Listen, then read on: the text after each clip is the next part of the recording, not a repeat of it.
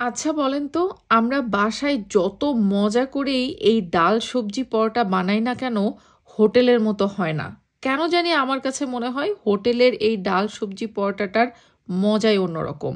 হ্যাঁ, ঘরে বানানো জিনিস স্বাস্থ্যকর হয়, বাট আমার কাছে মনে হয় এই টেস্ট পৃথিবীর অমৃত। আর বিদেশে বসে হোটেলের ডাল সবজি যে কি পরিমাণ মিস করি, একেবারে দেশি স্টাইলে পরোটা, ডিম ভাজি আর ডাল সবজি।